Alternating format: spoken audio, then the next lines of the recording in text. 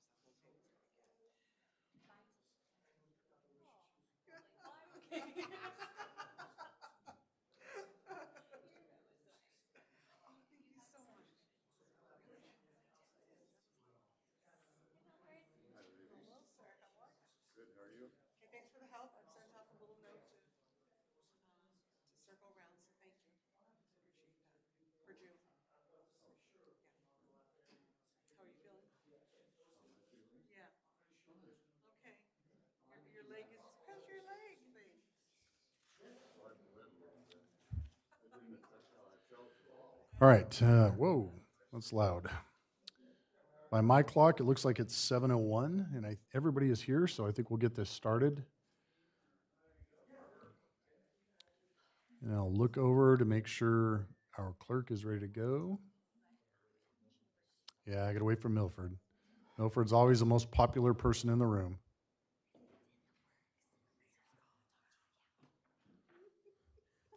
Sorry, Your Honor. No. I am in awe of how you just work the crowd. All right, Madam Clerk, if you would please call the roll. Good evening. Thank you. Thank you, Mr. Mayor. Councilmember Spencer. Present. Councilmember Popescu. Here. Councilmember Rigsby. Here. Mayor Pro Tem Daly. Here. Mayor Duper. Present. We have a quorum. Thank you very much. We had no closed session or any workshops, so we're going to move on to the invocation and pledge of allegiance by Councilmember Popescu. Would you please rise?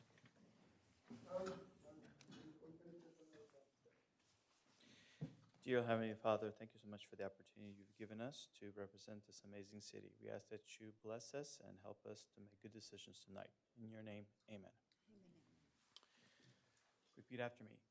I pledge allegiance to the flag of the United States of America and to the republic for which it stands, one nation, under God, indivisible, with liberty and justice for all.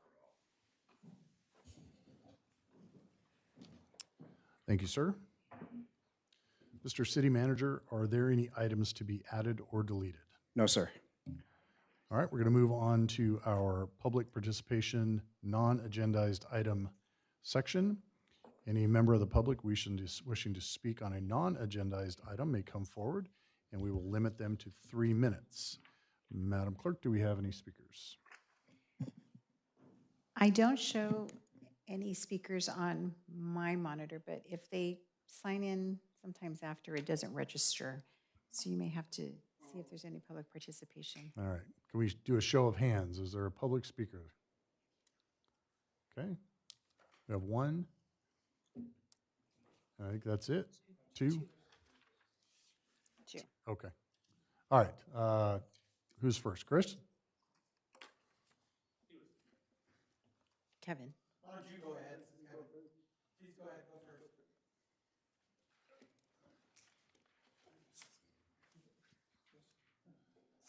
Bless you. Good evening, Mayor and City Council. I was wondering when the decision was made to reduce the City Council meetings to 1 meeting a month instead of what it says online to 2 meetings a month. I had to leave my boys' baseball practice to be here tonight, and so I was curious as to if that was going to be remedied and reverted to It was going back to 2010. 2010. And what was the cause for that? Small agendas. Small agendas. It seems like they're growing. So I would definitely urge this council to increase it back to what it says and recommends on the website. Thank you so much. All right, thank you. All right, Kevin.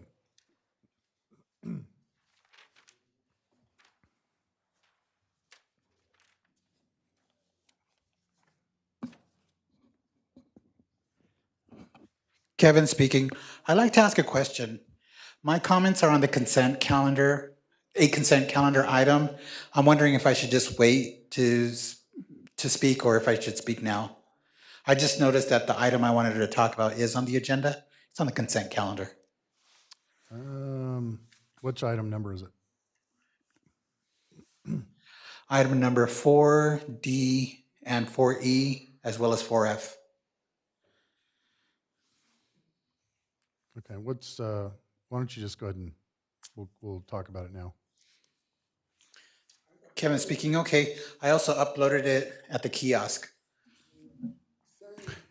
Really, it's the same understanding for all items, 4D, 4E, and 4F. Now to focus on 4D, it says approve community development block grant for project prioritization and appropriations. I recommend approval, but I also want the receiver to provide ADA accommodations and be in compliance with ADA accommodations and have funding to include ADA compliance in the design.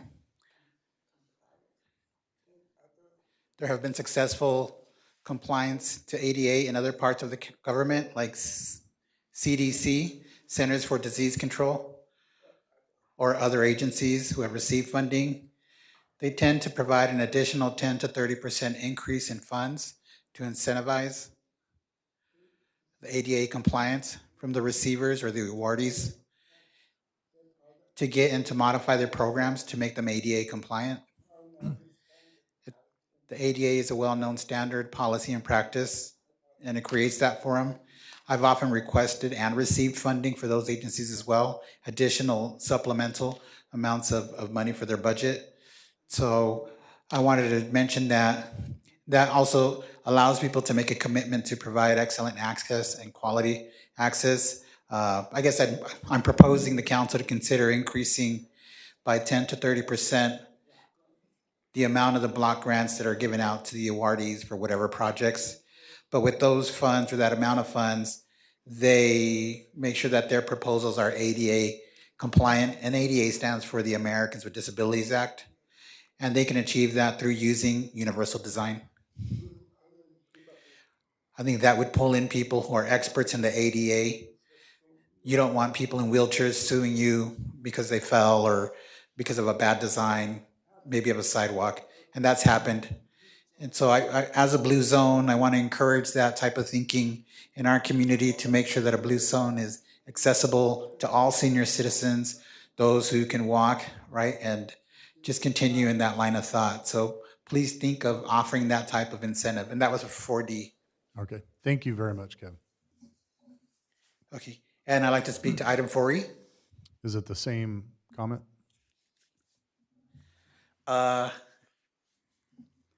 Yes, I am. 4D, 4E, 4F, it's the same understanding, the same comment. Thank you for the opportunity. Also, my entry is much more specific and much more detailed for each, but I think you get the gist of what I'm saying. Absolutely. Thank you, Kevin, for speaking. Okay.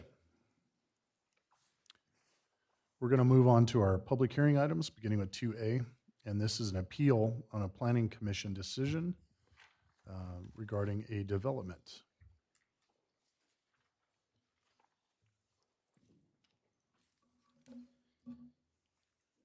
Good evening, council members. Tonight we'll be reviewing appeal number 2025-0002 for the preliminary development review project number 2025-00112. This is for a project on Park Avenue consisting of a 5-unit attached multifamily development on a landlocked parcel on Park Avenue. All right, moving forward.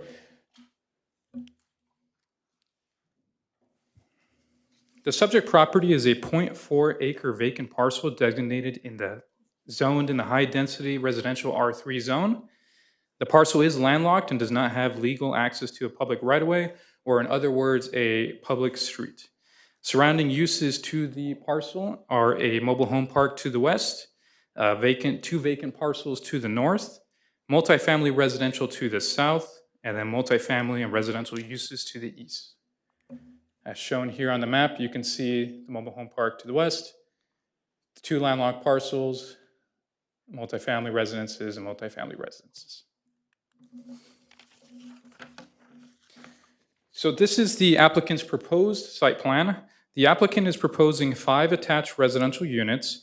The city staff had conducted a review under the preliminary development review application. However, I do want to note that no official entitlement application has been submitted thus far. A PDR, or the preliminary development review application, is intended to identify major conceptual issues with the project prior to formal entitlement before processing. It does not constitute as a full technical review of the project. However, regarding the lot size, coverage, height, they appear to be compliant from the initial review. However, there are still several standards from different departments that do remain non-compliant and non-resolved, such as side setbacks, guest parking, trash enclosures, front yard wall height, and landscaping compliance. Architectural elevations and detailed technical plans were also not submitted as part of the preliminary development review.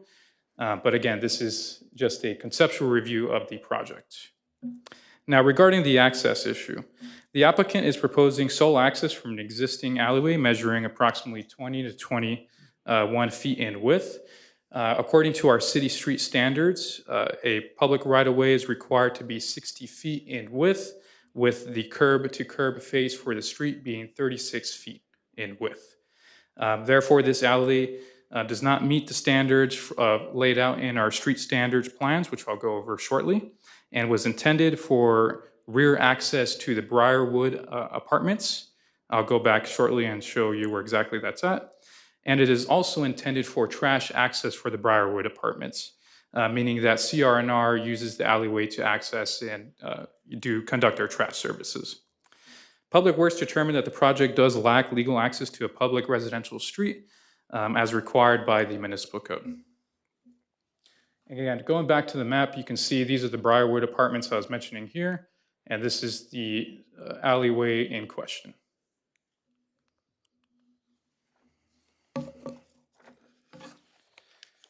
As I mentioned, the Public Works Department had denied the proposal due to lack of public access. The preliminary submittal did not also include some important key items such as a grading plan, drainage and NPDS documentation, stormwater best management practice identification documents, and required street improvements that would be part of the entitlement process. The fire department also identified concerns with the proposal regarding emergency access with and turning radius, specifically as highlighted in this image here in this corner area. However, without submittal of a formal fire access plan under an official entitlement, an official fire determination cannot be made. As mentioned, an approval of a fire access plan is required prior to entitlement to verify compliance with emergency access standards. If this alley were to be deemed adequate access, despite not meeting the adopted street standards, it may set a precedent that would further landlock the two parcels to the north, and other developers may see it fit to propose developments with substandard street width access. And here is the streets and highways sheet that is provided by Public Works Department that highlights the different widths required for a street. In this item, we would be looking at the local street, which does require 60-foot right-of-way. So that's from the entire right-of-way width. And then for the street itself, under B, it is required to be 36 feet in width from curb to curb. Some alternatives that were brought up as part of this process. Staff provided alternatives to the applicant to achieve compliant access. One alternative was to provide private access through the adjacent mobile home park, which would require the applicant to work with the adjacent mobile home park to possibly expand the mobile home park into this area. Reason being is that they would be able to do this because the mobile home park does have private streets that can lead into the development. Option number 2 would be access through the existing multifamily development to the south. That would be this one here in question. They currently today have a private easement to Park Avenue that allows them access to their site. The applicant is able to work with these property owners to secure a rights of access agreement to achieve access to the project development. And then lastly, the third would be to negotiate access via the private driveway on Redlands Boulevard, which is here. Moving forward, staff and the Planning Commission do recommend that the City Council deny the appeal number 2025-0002 and uphold the Director's determination that the project is inconsistent with the Loma Linda Municipal Code, and a revised code-compliant application with established legal access would be required for further processing. This concludes staff's presentation. If you have any questions, I'm more than happy to answer. Along with the Fire Department, Fire Marshal Tom Ingalls is here as well to answer any fire-related questions. Thank you very much.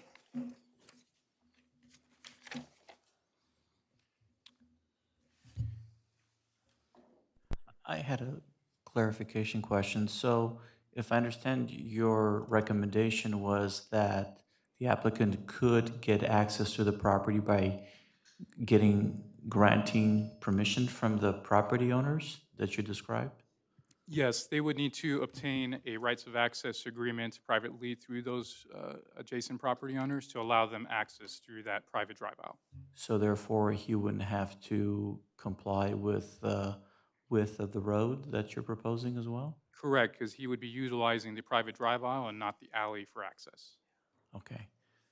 So if he was able to get easement from those property owners, he could then proceed with the project, assuming the other issues were resolved as well. Assuming that all fire issues and other related issues with the development are addressed, and it is a possibility.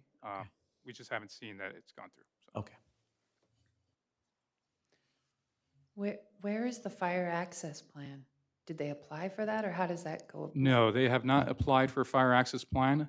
Again, this project was submitted under a preliminary development review. The fire access plan is typically submitted during the actual official entitlement application process, which comes after the preliminary development review. So the intent of the preliminary development review, again, is just to give the applicant all of the constraints, issues with the lot, and then they could therefore make a decision whether they want to move forward with filing an official entitlement application, or if they should choose to do something else with the property. In a Does sense. Oh, there's a problem with that, what you've shown drawn, that even if they got access through those other roads, they might not make the meet the fire requirements. That is correct, yeah. But it would, as I mentioned, it would be undetermined unless with an official review.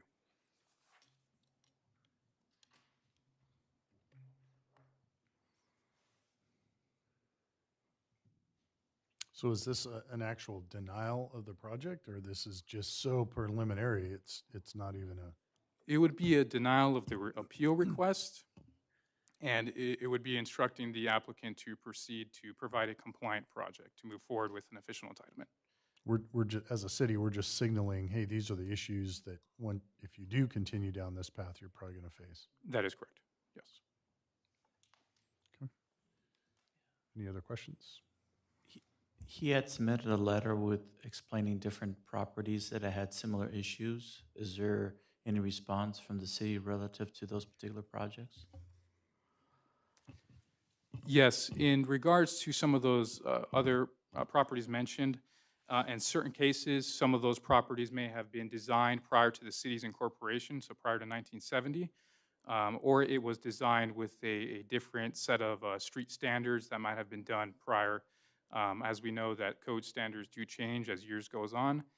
So if the applicant were to propose something today, they would need to comply with today's standards for street standards. Okay, any other questions from the dais? I know the applicant is here, and I'm assuming the applicant would like to speak. I have a question. Kevin speaking. No, Kevin. Go ahead, sir. Mayor, council members, thank you for the opportunity to appeal that decision from the Planning Commission. I'm formally appealing the decision of the Planning Commission on July 16, 2025, that denied our request to approve public road access to our vacant land development. Our vacant land has 195 feet frontage directly on a 21-foot wide public road. That public road was dedicated and approved, accepted by the city. And the project of the front housing units was established in 1972. The direct access is identical to other city-approved developments. Therefore, it is consistent with established city policy. The following list of the other approved project is as follows. 25380 Park Avenue, 11 units with zero access to public road. They secured an easement through the front property, and the width of that easement is 20 foot. We are on a public road of 20 foot, identical in size.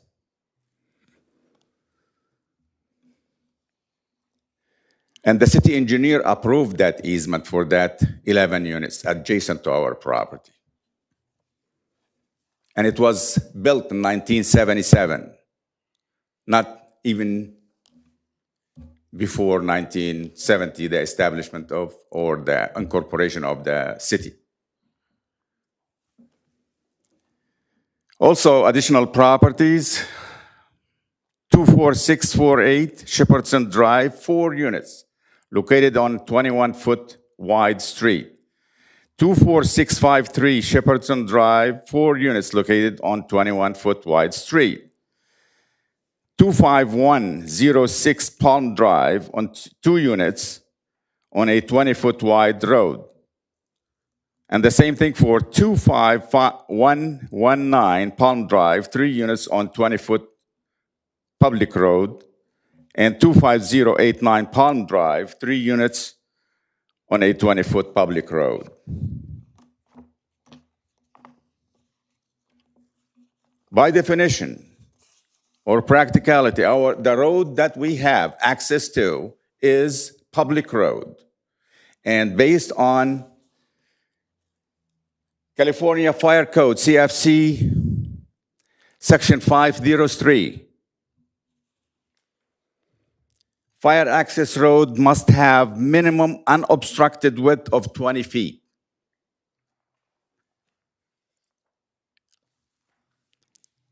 With minimum vertical clearance of 13.6 inches. 13 foot 6 and 6 inches, which is available. That road was established for the purpose of, and was approved by the fire department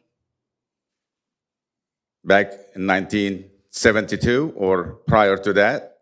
Can I interrupt you for one quick Sure. second? So I'm reading that section. It says fire apparatus access roads shall have an unobstructed width of not less than 20 feet, like you described. However, you failed to read the final sentence. The fire department shall have review projects impacting street width and may request greater minimum unobstructed street width or unobstructed vertical clearance on a case-by-case basis. Correct. But they approved it back then. No, I understand that, but I want to make sure when you're reading a code that everybody hears the entire code. Okay. The Planning Commission denied the project based on alleged insufficient road access. However, during the hearing, the Commission failed to discuss, analyze, or distinguish several previously approved development projects located in the same area that share identical access conditions. These prior projects include development that utilize comparable roadway with similar access width.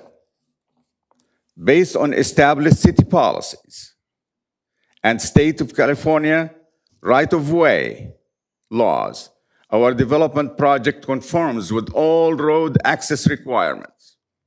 Therefore, a local agency may not deny project based on discretionary criteria while approving other materially similar projects under the same regulation without providing a reasoned explanation supported by evidence. By ignoring prior approvals with identical characteristics, the Planning Commission effectively applied a more restrictive and subjective standard to our development application.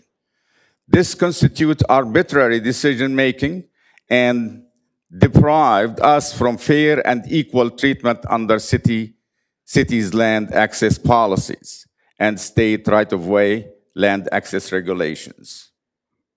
For the reasons stated above, we respectfully request that the City Council reverse the Planning Commission denial and approve the project.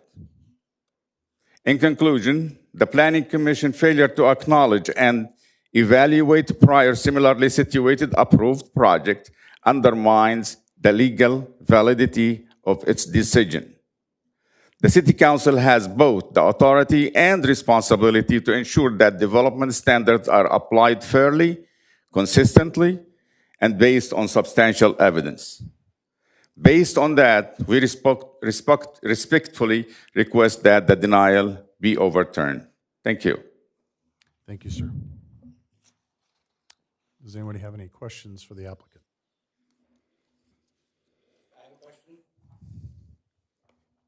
No, Kevin, this is not your opportunity to ask questions. Yes. When were those built? Do you know when those were built? Because you quote 1970, but sometimes the regulations change over time, and as such, we have to be in compliance with what the current. Do you know when these 6 that you listed here were built? In the 60s. Even All the of them are in regulations about you're quoting. 1964, in Yeah. that range. But the adjacent property, Yes. the 11 units, was built in 1977. The front units, the front housing units, which dedicated the road for fire purposes and for emergency services and trash services, was built in 1972. So that road was practically approved, and that project was completed in 1972, plus the 11 units, which was established way after the incorporation of the city, which is 1977. To be accurate, September 1977. See, one of the challenges is what the regulations are currently. So even though they're built in 1960, 1970, a lot of times our hands are tied based on what is the current regulation going forward as of today. Yeah, but this is established city policy.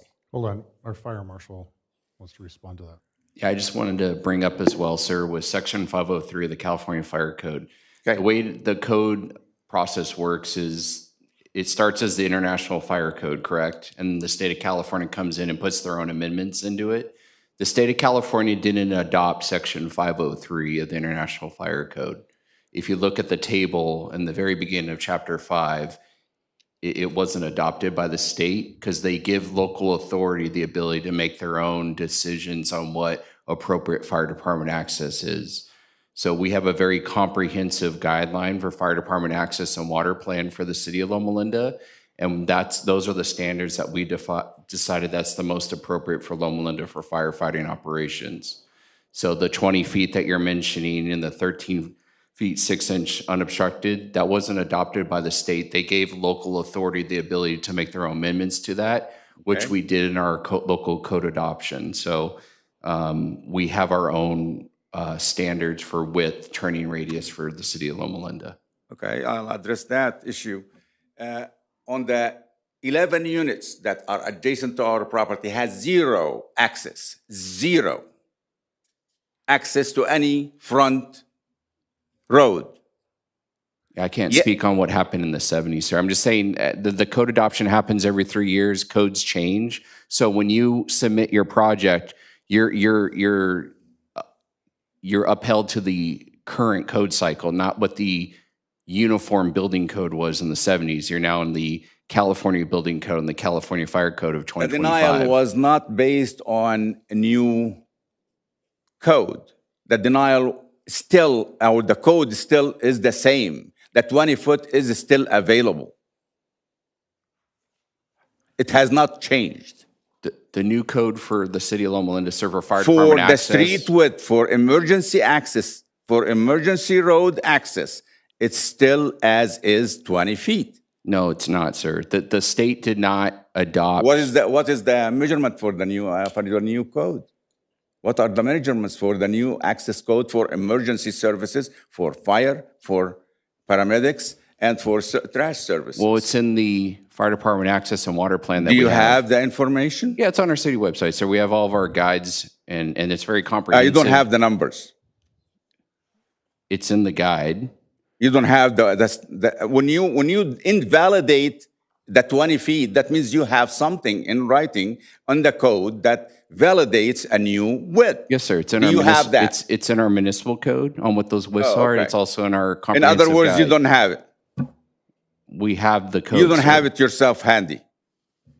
Sir, it depends on your project, how many stories your project I'm is, asking the you width. a direct question. Do you have the numbers on the width I do, of that but particular? The other thing I want to let you know is you're really hung up on the width, sir. Of The course, other problem, that's the whole The idea. other problem is the turning radius. We have to, you have a turn into your project that we have to make off of that private aisle. So I'm just saying the turning radius may also not meet our standard. It is in existence and it's valid and it is sufficient. And I have seen it, and Okay, some other people saw the services go into that particular roadway. all right, sir. So this is where I'm at with this whole thing is that Go ahead. we don't even have a project in front of us. This is just the recommendation referral from the planning commission. So you could absolutely, if you want to, submit your project as is, and it will probably end up here, probably, maybe not, 6 months down the road. But that's entirely up to you because there is no project in front of us, if I understand the legality of this correctly. So there's nothing for us to approve or not approve based on this informational response. If I may, I may interrupt you about this issue. I submitted the site plan. The other requirements, elevations, and detailed constructions are not mandatory at the initial submission. To quickly interrupt, They are not All right, sir, hold on mandatory. just one second. They are only required after I get the site approval. The moment I get the site approval, I will submit everything. Do we have an application or not? no, there's no official entitlement application. There's only a preliminary development application. And secondly, the request is to, or the action would be to deny the appeal request for the project. All right, so do we have any further questions or any direction from the council at this point? I could see where this could actually just die with no action because there is no action because there's no project. So it's up to you guys. Does that make sense? So we're not discussing the appeal of any particular project. Because what they're saying is there's no specific project. It's an appeal of basically their warrant. I don't want to oversimplify this, but it's a warning letter or a warning. It is an appeal of the city's comments, but again, these comments are preliminary comments to a unofficial application. Does that make sense? So to provide context, we don't typically do appeals for preliminary development application because as you guys would know, there is no action to do. There is no official entitlement action. But in order to allow Mr. Ayesh to give his piece, we've worked with the city attorney to allow him a process to appeal the preliminary development review comments. That's why it's a little bit confusing because it's not technically something that we typically do. We would typically ask Mr. Ayesh to submit an official application, go through the entitlement process, and then go through an official. If I may interject in here. At the time of submission, you're the person that received the submission and you said it's complete 100%. Didn't you say that? Preliminary For development the preliminary development. A which is not an preliminary official development entitlement review All right. is an application to get initial approval so we can submit whatever is required later on. There is no approval with a preliminary development application. It's to provide you comments so you can decide on whether or not you want to continue with your project for an official right. So we're entitlement going with this? application. Yeah. Yeah. So Okay. basically, he's just appealing the comments of staff, not appealing a denial of the project. Correct. The staff is giving you guidance that based on preliminary approvals, if these things are not met, the chances of it being denied increase significantly unless you come up with some other methods. What was news to me tonight was the fact that I was under the impression that somehow the city was asking you to widen the road, but it's very clear that the city is giving you ability to have access to that property via other means. That in itself doesn't guarantee it because there may be some issues relative to fire. But I agree with Councilwoman Rhonda that you're using example of projects that were built 47 years ago. Our development standards having changed radically. Just because someone did it and it worked well 47 years ago doesn't mean it works well today. It doesn't mean that we don't want to work with applicants to ensure that they have ability to at least make an effort to address some of the same issues. But at the same time, we have an obligation to ensure the quality of life and the ability for everyone to have a safe environment is critical. So my recommendation is that you work with adjacent property owners to address access to easements and perhaps have a conversation with the fire department and make sure that even with those easements, would that be enough to address their concerns? I would agree with you that based on the existing projects, it seems like I have access to those properties. However, your project does require a fairly tight turn to access the backside of it. That roadway was not designed for the mobile home park. The folks for the mobile home park have access to it from Reynolds Boulevard. In this case, there's a wall there, so that's not even relevant. So based on everything that I've heard, I'm very comfortable with the staff recommendation. Thank you. Do we, does anybody want to make a motion, or do you want to just? Yeah. Like I said, I don't know that there's an official denial here, so I'm not sure whether or not it even requires it. Mr. Mayor, this is Diane Robbins. I would suggest that the council do take some action. I know it's kind of an unusual situation, but Mr. Ayesh has appealed the comments that were provided to him. So perhaps the action would be to deny the appeal and uphold the determination by the staff. I'll make a motion that we deny the appeal and uphold the determination by the staff. If the project does come back, then we will address all the other issues that are very clearly articulated in the project itself. But at this point, I concur with the staff recommendations, and I deny the appeal. Okay, we have a motion.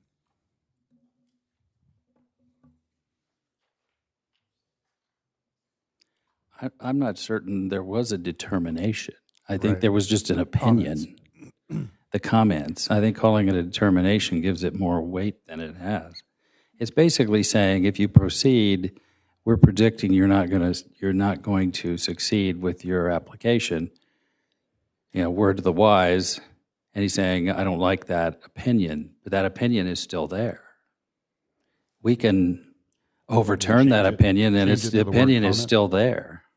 If it's a language issue, then we just deny the appeal based on city comments.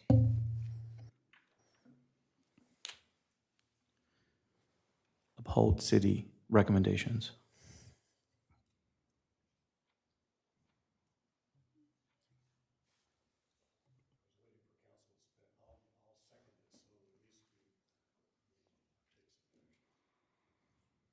Okay, we have a first and a second. And Madam Clerk, are you clear? Yes, the motion was to deny the appeal and to uphold the city's comments for the project. Okay. I will take your vote, please.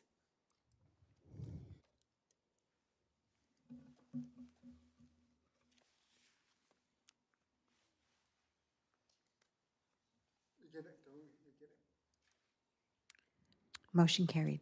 Okay. All right, sir. I don't think this is in any way a no. I think this is hopefully you can work with staff and we can come up with an answer for your project. So, yes, sir. All right. Moving on to scheduled agenda items under 3A. This is our mid-year budget review, including the expenditure appropriations and revenue adjustments. Mr. City Manager. Finance will present the mid-year budget. Thank you.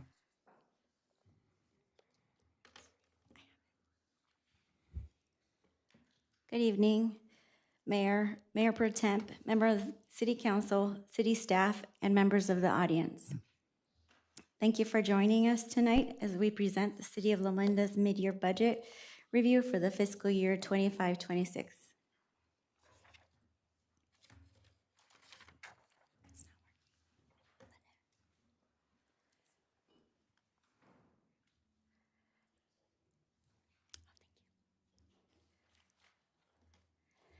We will start by presenting the general fund revenue changes. An analysis was done across the board to look at the 5-year historical average as well as review of the revenue received to date. For some, the numbers were provided from different agencies or consultants. We will begin with property tax and intergovernmental revenue. Based on the 2026 tax apportionment letter from the Auditor Controller, property tax revenues are projected to increase by $83,400. Intergovernmental revenues, primarily property tax in lieu of vehicle license fees, are projected to increase by an additional $59,800. Franchise fees revenues are estimated to be $23,500, higher than originally projected based on year-to-date receipts, prior year trends from Edison, Charter, the gas company, CRNR, Frontier, and DirecTV. Sales tax. In the second quarter of 2023, a local business began experiencing a one-quarter delay in remitting local sales tax payments. Those payments were reconciled in the third quarter of 2025, which is the first quarter of the 25-26 fiscal year. As a result, the city's sales tax consultant revised the projected sales and use tax revenues to be $546,700, higher than originally budgeted for the fiscal year. And this amount is net of sales tax incentive agreements. Other taxes are projected to decrease by a net $186,200 due to transient occupancy tax coming in lower, as well as an increase in TOT rebate to a new hotel. Licenses and permits revenues are projected to increase by $135,000, reflecting higher activity in fire permits and fire plan check inspections totaling $216,000, but offset by a reduction of building permit revenue of $79,000 and public works miscellaneous permits of $2,000. Interest earnings or use of money and property with LAIF interest rates consistently in the 4% range. Staff has projected a modest increase of $34,800 in additional annual interest earnings. Charges for services is projected to increase by $368,500. Within this category, the largest increase is in the amount of $168,400 due to the law enforcement services contract with Loma University Medical Center. As approved by council at the November 18 meeting, the city sheriff's contract increased by approximately 6% due to negotiated labor and benefit cost adjustments. Additional increases in this category reflect higher pass-through fees such as refuse collections, higher engineering and plan check inspection revenues, and a combined total increase of approximately $197,500. Overhead for capital projects is estimated to increase a net $180,600 due to projects approved by City Council after the adopted budget via supplemental appropriations. Miscellaneous revenue is estimated to increase by $24,000 for donations and sales of assets. The other small increases to revenue are $8,600 in operating transfers due to a small increase in gas tax to offset street maintenance costs and an increase to fine and forfeits in the amount of $3,100. In total, staff recommends an increase of $1,281,700 in general fund revenues. Question. Yes. Could we go to the previous slide? Can you help me understand again? You explained it and I didn't quite follow. Why other taxes is dropping $186,000? Yes. So other taxes are transient occupancy tax, and that amount is projected to decrease for the year. And then it's also, in addition to the decrease, we have a TOT incentive for a new hotel. This wasn't predicted, so are the hotels not doing as well as we anticipated? And I understand the TOT. Yes, we are now collecting 8% in transient occupancy tax. I recently spoke to the owner, and their occupancy is down. Yeah, and he said that's kind of an industry thing, but they're definitely, it's not as high as it has been.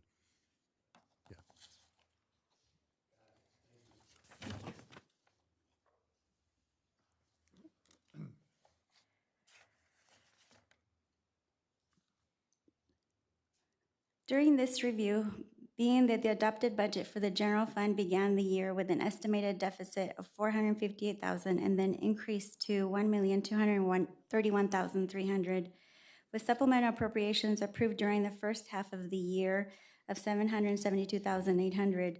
The city manager emphasized that no new expenditures should be added and departments should try to make do with what has already been approved. After careful analysis, savings and expenditures were identified and only the absolutely necessary expenditures have been recommended to increase. In administration, a savings in salaries and benefits due to the assistant city manager position vacancy makes up most of the $144,200 decrease. In community development, a decrease in building permit revenues consequently results in a decrease in the building permit contractual service cost. Police services remains the same. The increase to the contract for fiscal year 2026 was approved at a previous city council meeting and is part of the supplemental appropriations previously mentioned.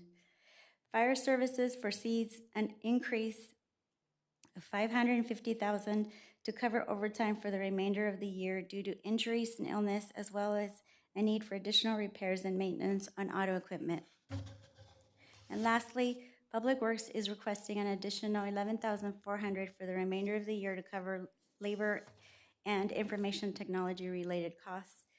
In total, staff is requesting an increase of $370,500 in general fund expenditures.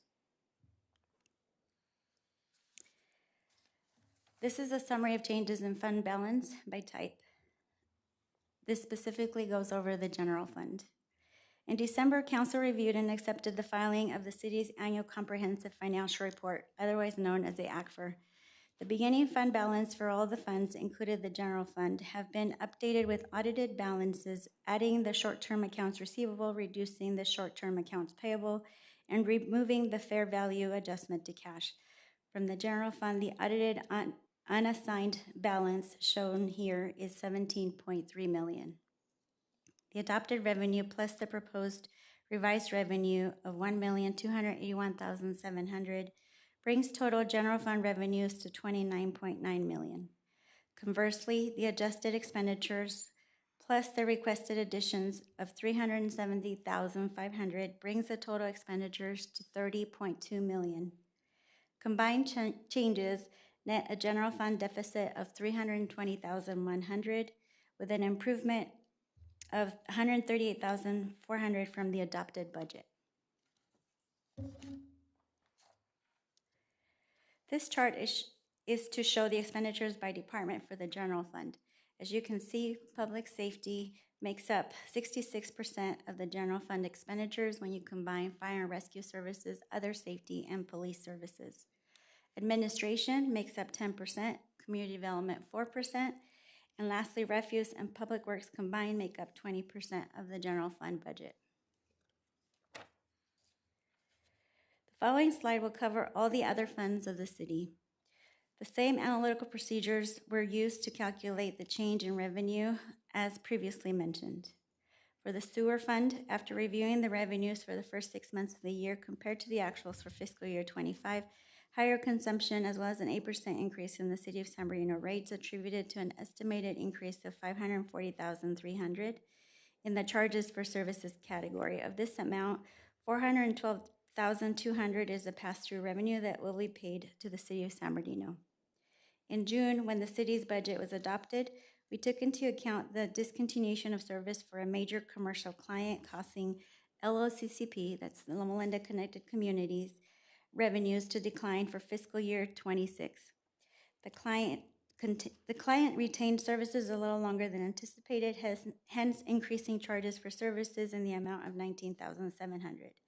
Combined with an increase to interest, staff is proposing a total increase to LOCCP revenue in the amount of $20,800. In water, charges for services were analyzed and a $16,200 increase is projected due to a slight increase in consumption and additional residential accounts. Staff is also projecting an increase in interest of $59,000 for a total of $75,200. For other funds, staff is projecting a reduction in revenue totaling $697,100 Enterprise capital and city capital projects combined net a decrease of $728,100, but due to the decrease of developer impact fees on projects that have been canceled or will not be paying fees until fiscal year 27. The remaining funds, such as special revenues, grants, special districts, debt service funds, and the Housing Authority, show small increases in revenue, mainly due to the projected increase in interest earnings. In total, including the general fund, staff is projecting an increase in revenue of $1,220,900. This is the listing of changes to expenditures for remaining city funds. In the enterprise funds, as previously mentioned, the sewer fund is projecting an increase in pass-through revenue for the city of San Bernardino. The majority of the $532,600 increase in expenditures accounts for that pass-through. The remainder is requested to cover a recalculated amount in overhead as well as an increase in cost of small tools and contribution to shop. LLCCP is decreasing costs by $13,400 due to position changes and recalculated benefits based on positions being vacant part of the year. The Water Fund identified a need for additional expenditures on machinery and equipment, repairs and maintenance, telephone and general office costs. However, these additional costs were offset with savings in salaries and benefits due to position changes as well as recalculated benefits and overhead costs. The analysis needed a decrease in expenses of $137,300. Special districts is showing an increase of $48,600 due to increased cost in repairs and maintenance of capital facilities, contractual agreements, and overhead.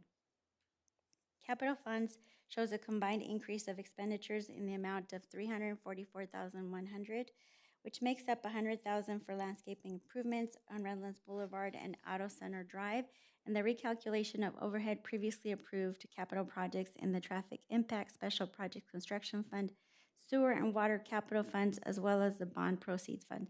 This amount is offset by the removal of $150,000 for the cost of the Sewer Master Plan, which was completed in 2025. The net expenditure increase is $194,100. And lastly, the Housing Authority is showing a reduction in expenses due to the recalculation of overhead. In total, including the general fund, the staff is requesting an expenditure increase of $989,600. This page shows a summary of changes in fund balance for the enterprise funds. Throughout all the funds, audited fund balance or retained earning numbers were used. The accounting fair value adjustment on investments was backed out to give a true available amount. Also, it is important to note that estimated depreciation expense is not included on the amount shown as it is a non-cash expense. Combined with the adopted budget and the proposed changes presented in the previous slides, the net change in fund balance or retained earnings for sewer, LOCCP, and water are a negative $448,496 for sewer, $196,400 negative for LOCCP, and a negative $240,404 for water. Enterprise capital shows a negative change of $1,410,434. This final slide summarizes the fund balances for the rest of the city funds categorized by type. As previously mentioned, the largest change is seen in the Governmental Capital Projects Fund, with fund balance projected to increase by about $2.6 million. The major increase in the Special Projects Construction Fund, which includes $1.6 million repayment from loans owed by the successor agency, as well as repayment from the Park Fund for advances still outstanding and owed from land purchases made in prior years. The remaining increase is a combination of positive fund balance changes across the funds due to development fees and excess of project expenses. The other notable change is the Housing Authority, which shows a negative change in fund balance of $548,000. This is due to an expense of $600,000 earmarked for a housing project on Cole Street. This project will come before you in the near future. Detailed information on the numbers shown throughout this presentation can be found in the staff report and agenda packet, attachments 1, 2, 3, and 3A. In conclusion, staff would like to recommend council approve an increase in citywide revenues of $1,220,900 and an increase in citywide expenditures of $989,600. Finance would also like to thank every department for their assistance in analyzing their mid-year budgets. Thank you. I have a question. What is the net effect on the general fund? The net effect is a fund deficit of $320,100.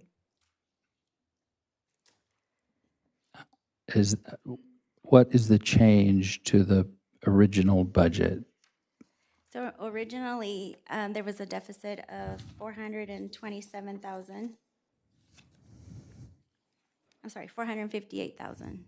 Then there were supplemental appropriations that were approved from July through December or January.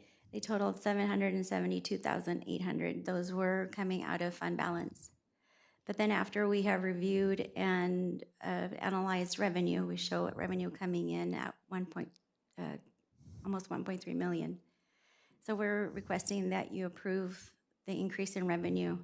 And then we also have an expenditure request of 370.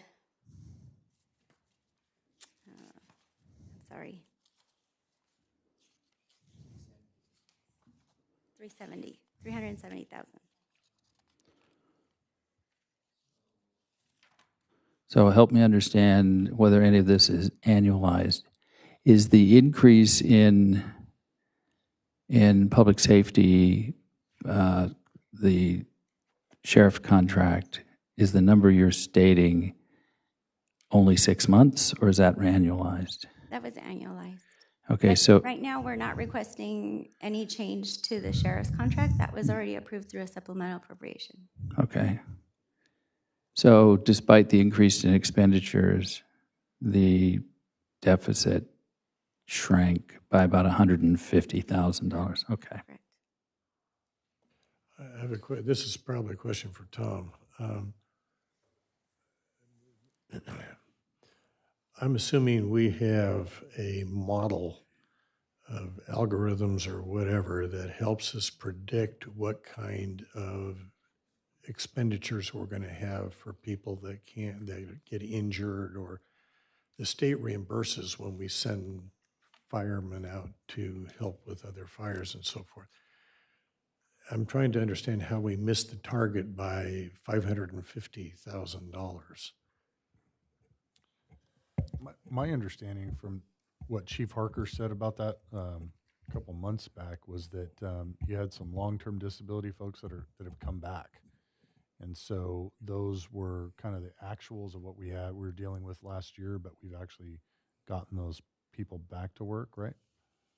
Yeah, that's correct. And we also have 3 current employees that are off on injury as well. So the injury is the one that's the real variable for us, and also the overtime that's spent for mutual aid as well. I know it's reimbursed, but Compensate for the people to that get are the money injured. back, there's a little bit of a gap there to get it reimbursed. It was a pretty busy fire season, so we had a lot of folks out on various assignments. So there's that, but the other one is the variable and the injuries as well. And so this was an unusually difficult year for us if we missed our budget target for this by that amount of money. In other words, we budget, we assume there's going to be some injuries and we're going to have to handle that Correct. budgetarily. Yep. But we missed it by a wide margin this year. So has there been any kind of effort to study to figure out just exactly what happened last year that's impacting us this year compared with prior years? Yeah, I think that's a great point. I think it'd be a good tool for us to kind of see what the averages are over a longer period of time and to be better prepared for the next budget year. Yes, sir. Okay, thank you. I'm all for, we need to have public safety. That's like, deciding whether I like apple pie or not. But in terms of a budgetary perspective, I think we need to try to find a little bit more realistic target. And I don't know just how to do that, but you guys can probably figure it out. Okay, thank you. question, comment. So if I looked at the overall budget of about 30 million, it looks like we found 1.2 extra million dollars in revenue. That's off by about 4%. How does that compare to prior years at mid-year? Is this normal to be off by about 4% as you reconcile things? The main reason this year is due to this sales tax correction that was done in the first quarter of 2026. Usually CDTFA is the one that controls that and when they reconcile, so there's no way to predict when they're going to catch up and give us the correct amount. And then the difference is due to building permits, whatever's going on in the city, whatever projects have come new or... No, I understand how you came up with the number. I'm just curious. It looks like it was about 4% of the overall budget. Mm-hmm. In a given year, at mid-year, can we fluctuate at that amount, or was this year unusually high? Unusually high. It was, okay. Mm-hmm. So in light of that, if we hadn't seen the increase in expenses, we probably could have eliminated most of our deficit. No, because we don't... Had this been a normal year and we hadn't had this much revenue, we would still have a larger deficit. But if we had had the increase in revenue and not the increase in expenses, we would have had a positive budget. We could be close, yeah. Okay. Okay. Jarb, I have a question for you. Yes. Based on this, can we hire any of the missing 12 employees? We're down is it 11 or 12 employees that are not, so you don't have their salaries included in this budget, right? Can we add and next city council begin deciding on which of the 12 we want to rehire? Can we hire? No. The reason I say that because 16 years ago, 15 years ago, I have to lay off people. And I don't want to hire staff and then a year and a half later have to lay them off. And that's not fair. So that was my reason. But it's up to you if you want to hire more staff and dip it to reserve and if economy get better, fine. But the thing is, if it get worse, then we're in trouble. And the reason I know that our expenditure for next year is going to increase because we did 3-year contract with the labor groups, which is going to have increase for the next 2 years. And that's my concern, but that's just my... I think where Council Member Spencer is going with this is that it's somewhat a little bit of a shell game, because what we have done and on one side, you're going to get a ton of praise for balancing and reducing our deficit, right? Balancing our budget, reducing our deficit. But the way we have always done that is through the elimination or the holding of vacant positions. And I understand both sides of this coin, right? And her frustration is that we're not being completely honest about that process because we're using positions that we've already said we're supposed to have to balance that, right? And we've had multiple back and forths over the years where we've given direction to hire more people, for you to hire an assistant because you can't handle 5 different hats. And yet we always come back to the same position, the same place, which is, we save money by not doing those things that we've said we should do. So, and it's only getting worse, right, as we're moving down the road. So that's exactly. your And it's to concern. the tune of, I think, 12 employees across. But you also have, members of the council that want to see this, and so it's hard to balance and make 5 people happy. And I guess that's my comment. It's acknowledging everybody in this, right? One person's it's getting worse is another person's looks pretty efficient. Right. Councilwoman, what I have been doing is because I agree with you, there's no point of keep adding more into surplus. What I have been doing is purchase equipment for the fire department, for the public works department, to make their job easier with equipment, more efficiency with equipment, and that's what I try to do. And the same thing with with why purchase a new computer, new software, so we can work more efficient. And that was my goal. Can I have more people? Of course we can. And I'm just hoping that we have more revenue so that come the next 2 years, we have enough revenue to cover expenditure. If not, I went through the layoff, and that's not fun. So, All right. Do we have a motion to approve this? I'll move the meteor budget recommendations. Yes, sir. We have a first and a second.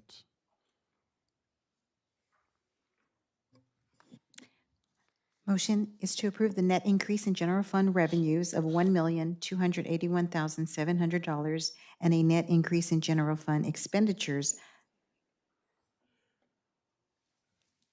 I'm sorry. Net increase in general fund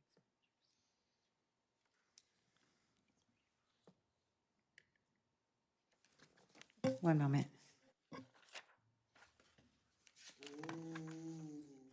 Talk amongst yourselves. Milford, do you want to entertain us for a little bit? I'm sorry, I have the correct recommendation. Motions to approve the mid-year budget changes as follows. The net increase in citywide revenues of $1,220,900 and the net increase in citywide expenditures of $989,600. That's my motion. Thank you. I will take your vote, please.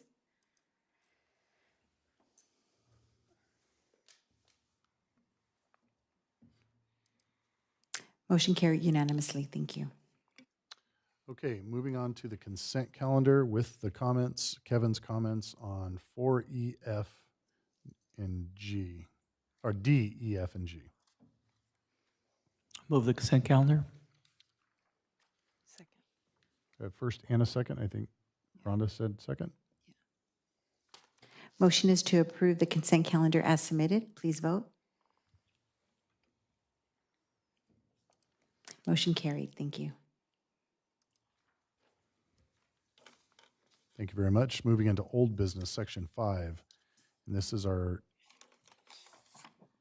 Council Bill O202601, an ordinance amending the Planning Commission terms from 3 to 4 years. And we did have some discussion about this last month. I'd like to move it. I'll second it. First and a second, Madam Clerk.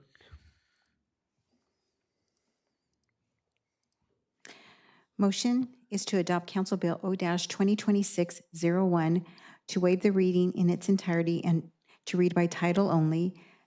An ordinance of the City Council of the City of Loma Linda, California, amending in part Title II, Administration and Personnel, Chapter 2.24.030, Terms of Members Filling Vacancies of the Loma Linda Municipal Code.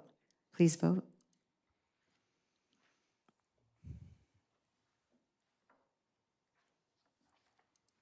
Motion carried unanimously. Thank you.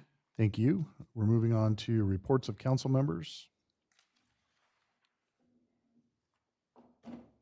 Do we have any on the survey or no? Next time. Yes. Yes, I sent you a request for proposal, a draft request for proposal. Okay. For you to review and then also send it to Andrea too. Okay. Andrea. Yeah. So please review it, and I'd be happy to revise them and mail it out to a consultant. And if you know of any consultant that can help, I'd be happy to send them to. So. Okay. Dr. Rigsby? Nope. All right, reports of officers. Seeing none, I think we are adjourned. Thank you all. Have a good Valentine's.